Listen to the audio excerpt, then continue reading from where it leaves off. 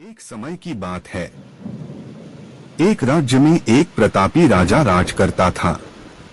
एक दिन उसके दरबार में एक विदेशी आगंतुक आया और उसने राजा को एक सुंदर पत्थर उपहार में दिया।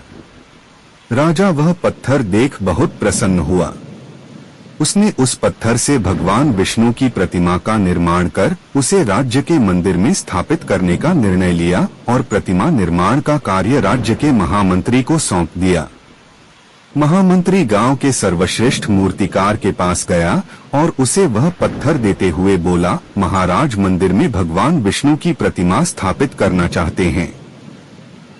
7 दिवस के भीतर इस पत्थर से भगवान विष्णु की प्रतिमा तैयार कर राजमहल पहुंचा देना। इसके लिए तुम्हें 50 स्वर्ण मुद्राएं दी जाएंगी।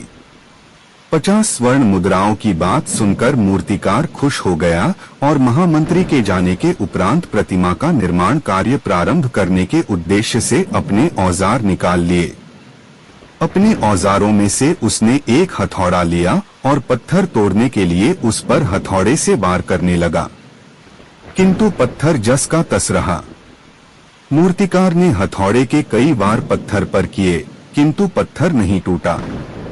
50 बार प्रयास करने के उपरांत मूर्तिकार ने अंतिम बार प्रयास करने के उद्देश्य से हथौड़ा उठाया, किंतु यह सोचकर हथौड़े पर प्रहार करने के पूर्व ही उसने हाथ खींच लिया कि जब 50 बार वार करने से पत्थर नहीं टूटा तो अब क्या टूटेगा।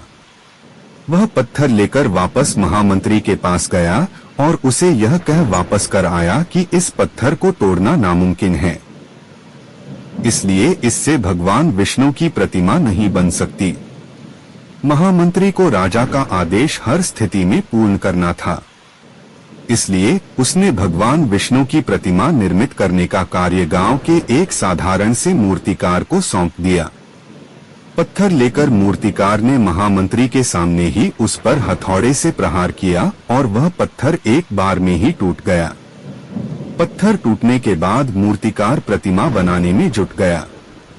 इधर महामंत्री सोचने लगा कि काश पहले मूर्तिकार ने एक अंतिम प्रयास और किया होता तो सफल हो गया होता और 50 स्वर्ण मुद्राओं का हकदार बनता। मित्रों, हम भी अपने जीवन में ऐसी परिस्थितियों से दो चार होते रहते हैं।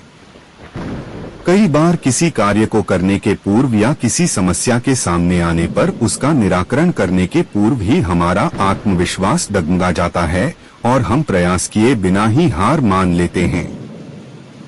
कई बार हम 1-2 प्रयास में असफलता मिलने पर आगे प्रयास करना छोड़ देते हैं, जबकि हो सकता है कि कुछ प्रयास और करने पर कार्य पूर्ण हो जाता या समस्या का समाधान हो जाता। यदि जीवन में सफलता प्राप्त करनी है तो बार बार असफल होने पर भी तब तक प्रयास करना नहीं छोड़ना चाहिए जब तक सफलता नहीं मिल जाती।